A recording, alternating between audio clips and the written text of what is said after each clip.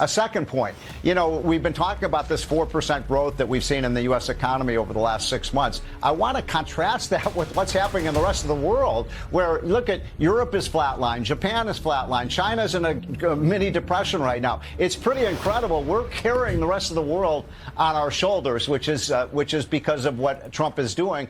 Yeah, carrying the rest of the world. And let me tell you guys something.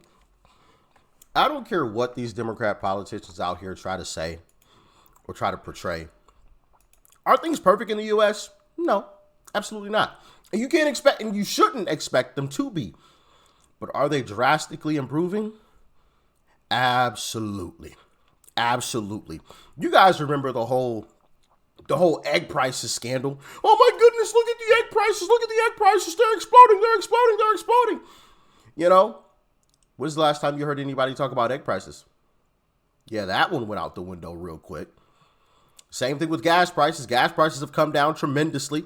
I think I just saw a report. We have the lowest gas prices in like 4 years, since Trump was last in office. So yeah, things are getting better. And I want to talk about that a little bit because I don't think it gets enough shine how much we are genuinely improving in this country. It's always bad. That's the whole, mainstream media narrative and Democrat Party narrative, which, mainstream media is an arm of the Democrat Party, is everything is bad. Everything's falling apart. World War III, that's a whole other thing we could talk about. Democrats were so convinced that there was going to be a World War III. Oh my goodness. And you guys remember the clips of Kamala, as well as other Democrats before the election saying that, under Trump's economic plan, there's going to be a depression by the middle of next year. You guys remember those clips. I played them for you in the past. I'm going to spare you that today. But last time I checked, we're literally almost at the end of the year. And yeah, none of that happened. But with that being said, let's start diving into some of this great news. Let's get into it. And here we go. This is the September jobs report. Non-farm payrolls are up a robust 119,000. 119,000 will be the best since April when we were up 158,000. In the rearview mirror, well, last month was downgraded from 22,000 to minus 4,000. Now, if we look at what's going on with the unemployment rate, it ticked up from 4.3 to 4.4. That was unexpected. 4.4 would, last time we were at that level, boy, I have to go back a ways. October of 2021 when it was 4.5%. Now, if we look at labor force participation rate, it ticked up. That's a good thing. 62.4 equals where we were in May. You have to go to April of this year when it was 62.6 to find a higher number. In terms of the earnings, average hourly earnings, month over month, up 0.2. That's a bit on the weak side. We're expecting up 0.3, up 0.2 equal. So you heard some of that there. 120,000 jobs when we were expecting, I believe it was around 50,000. Kind of interesting how that works, Oh my goodness, doom and gloom. And this is all coming. Consider the backdrop of all of these big corporations, Amazon and the likes, laying off a bunch of these people, right, to go more towards automated systems. I'm sure you guys have seen some of the reports, some of the news, a lot of these big businesses laying people off, right? So in the middle of that, we're still adding a tremendous number of jobs into the economy. Everything's crashing though. Oh my goodness, it's all doom and gloom. Hold on, whoa. Don't play the clip yet. Here's another great thing. As these illegals are being deported, Americans are improving their job numbers. Check it out. Gains since the start of President Trump's second term, increasing by over 2 million jobs, while the number of foreign-born workers has declined by more than 540,000. That is an amazing statistic right there. That's on your screen, ladies and gentlemen. Foreign-born workers have decreased by over 500,000, while native-born has increased by over 2 million. Incredible. Beautiful to see. America first. That's the way it's supposed to be, and that's the way that it should be. America first. Which is also the reason why I'm for, but I'm also against H-1B visas. You know, we can get into a whole debate about that, right? I think some of these corporations abuse it. I think we should refine it quite a bit. I don't want to necessarily ban, foreign workers from coming here that are excellent, right? Because I'd rather them come here than go to other countries and make those countries great. I'd rather, the best and the brightest always come to America. But also at the same time, we have to close some of these loopholes and make sure that, these big corporations can't scam the system. And I think Trump did do that by taxing some of these corporations that want to use these H-1B1 visas or charging them a lot more so that, hey, listen, if you want to bring somebody over here, you have to make sure they are of value and going to be an immense value, because we're going to tax you a tremendous amount in order to do so. So you can't just bring anybody and everybody over here just so that you can pay them less. They're going to have to bring your business or your company or your corporation a whole lot of value to cover not only what you're paying them in their salary, but what you're going to have to pay the government for bringing them over here. So I'm all for that. And maybe there's a little more refining that needs to be done, but, we could talk about that in a whole separate video. But another thing, the trade deficit, what Trump ran on, what he talked about with the tariffs and everything. Well, check out the new numbers. Trade balance for August, as Andrew pointed out, very many weeks late, comes in at minus $59.6 billion, which means that the balance is a deficit. It's very close to what we were expecting. But when you consider that minus 59 is kind of the new mark to pay attention to, that is the low line of the year. That is the smallest deficit of the year. Trade balance for August, as Andrew pointed out, the smallest deficit of the year. Shrinking the deficit. Promise made, another promise kept. I'm just saying. Are things perfect? No, and you can't expect them to be. Not yet. But they are improving. They are improving dramatically. And that is beautiful to see. That is fantastic to see. And one of the things that I love about Uncle Trump is that, he's not afraid of throwing crazy ideas out there to try to get these things solved, right? For example, I'm not saying that I agree with it, but I agree with the sentiment. 50-year mortgages is something that Uncle Trump threw out to try to help people get into more homes. I think 50-year mortgages is pretty crazy, but the fact that he's willing to just throw ideas out there like, hey, let's get this thing solved no matter what. If it takes 50-year mortgages, then so be it. But we want people in homes. We want to make sure that the youth in our country understand that they have a future. Okay?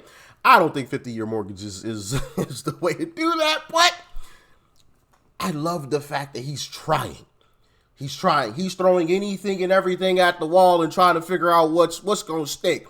I respect that. I love that.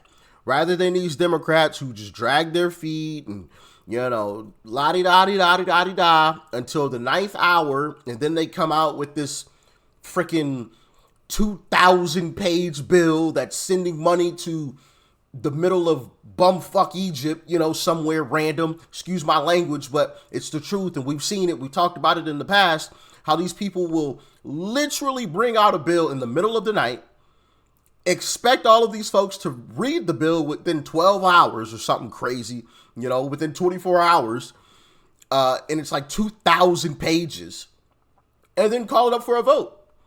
It's absolutely ridiculous. It's absolutely ridiculous. And so somebody that is just willing to, out in the open, hey, why don't we try 50-year mortgages? Why don't we try this? Why don't we do that? Why don't we throw out some more tariffs? Why don't we do that? I love it. I love it. Everything may not work, but at least we see him trying. Like, I don't even know when this guy sleeps. Genuinely. I've never heard anybody talk about Uncle Trump sleeping. Ever. I mean, how many clips have you seen of this man, or stories have you heard of this man, up at 3 o'clock in the morning, or he's posting something at 2 o'clock in the morning, or getting off the plane, at 4 o'clock in the, he's up at some ridiculous times. Joe Biden could never, Kamala Harris could never, yeah, I said never, not never, never. I mean, my goodness. That is exactly what I want from the leader of this country. That is exactly what I want. You know, absolutely love it. Now, I want to talk about something else, and that is consumer spending. Because, of course, you know, with the increased prices and everything else, and, you know, the talk of everybody being in immense debt and, you know, foreclosures on the rise and repos on the rise, well, consumer spending is still going in the right direction. Check it out. Steve Moore's points about the consumer remaining strong and still spending, not only is the consumer still spending, the consumer is paying their bills on time. So when you look at credit card delinquencies, 30-plus day delinquencies, they're at only 1.3%, and they're ticking lower. The average between 2013 and 2019 was 1.6. So we're seeing consumers spend, even when they are racking up debt, they are paying their bills. We're in a good situation. And when you look at economic growth, forecasted economic growth out of the Atlanta Fed GDP Now number, we're looking at a projection of plus 4.2%. And if we're not adding a ton of jobs, obviously a lot of that's going to be coming from enhanced productivity. A lot of that could be AI. But I would say, as far as the macro landscape looks, we're looking pretty healthy. Looking pretty darn healthy. Once again, is it perfect? No. But it is improving slowly but surely, and that is exactly what we want to see. We want to see an absolute peak just before the midterm elections, and that is what I think we will see, right? Because people have to understand, it hasn't even been an entire year that Uncle Trump has been in office. We're still at less than a year. You know what I mean? So you can't expect all of the economic problems in this country to be fixed in that short of a period of time. So yeah. Now, one thing else that I want to talk about is what Scott Bessent had to say. Check it out. It's beautiful. What do you say to folks who want to know a total number of all these investments that the president's bringing in, the tariffs that have been implemented and bringing in? Do you have a big figure? Do you have a total number? Well, the president uses the number 20 trillion in terms of total investments. And I think that those commitments that are real.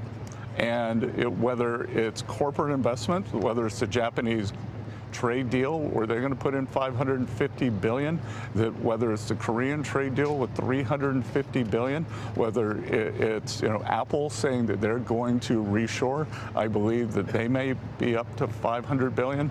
So it's investments like we've never seen. And Brett, just to put that in perspective, the entire Biden administration was $1 trillion. $1 trillion over 4 years, $250 billion the final year. And we've got many single investments that are bigger than the Biden administration took in 1 year. So this is America's back. The president's done that, our great tax policy. So we're deregulating, we've got tax certainty, and we're working on energy certainty. Is there an affordability crisis? You listen to Democrats, that's obviously the word they're using. The president's talking about it more as well. Is there a crisis when it comes to that? Well, they should know about it because they caused it. It was the worst inflation in 40 or 50 years by this massive government spending, spend. And if we go back, what did they do that the president, differently than the president did in his first term? So they had a demand shock induced by this massive wave of government overspending. But to make it worse, they had this huge regulatory buildup. So demand shock and supply constraint, that's a recipe for this inflation. President Trump, now and during his first term, you get a demand shock from the private sector, but you deregulate. And then you can go back to the non-inflationary growth. But look, we are working on this every day, and my prediction is that first quarter, second quarter, what we're going to see is we have brought the inflation down, it is curving down, and real income, the other side of that equation is real income growth, and we are going to see this from all this investment. Absolutely. Absolutely. So already the current investments into this country, already committed, the currently committed investments are more in less than a year than the Biden administration had in 4 years. I think that speaks volumes. I think that says a lot. Also, I think, these big corporations and businesses and in countries understand that under Republican leadership, the regulations, things are going to be deregulated, right? There's not going to be so much red tape that it makes everything impossible to do. I'm not saying that anybody and everybody should be able to do, anything and everything. Some random Joe Blow shouldn't be able to just start building random people's homes, right? I don't think, there should be a little bit of red tape, but not an immense amount to where it's just like, come on, man, geez. I always refer back to the story that Bill Maher was talking about when he was talking about how terrible it is in California. And he was like, bro, I had to have like 3 inspections and do a bunch of extra stuff just for a garage door. He was like, that is absolutely ridiculous. Why do I need all of this? Like, this is coming out of my pocket. Why do I need all of this for a garage door? And it's because of all of the red tape that Democrats love to throw on stuff. And then they wonder why things are extremely expensive. But then on top of that, like, you're printing money like it's going out of style. I think more money was printed under the Biden administration than had been printed in like 50 or 60 years. It's something ridiculous. So while things aren't perfect now, they are well on their way. And like I said before, my prediction is that things are going to be roaring just before the midterms. And you throw that in combination with, some of these states redistricting the same way that Democrats have done in the past. But then also, hopefully, now I'm not holding my breath for this one, but hopefully we can, pass I believe it's the SAVE Act is what it's called. I could be wrong. Don't quote me on this. But Elon Musk actually tweeted about it. And I think Trump also did as well. But making sure that U.S. citizens are the only ones that can vote in our elections. Voter ID required, citizenship required, and that being checked and verified so that, no shenanigans happen. Hopefully we can get that passed, and I think midterms are going to be beautiful. But as always, get in the comments. Let me know your thoughts and your opinions. Stay safe out there. Peace and love. I'm out.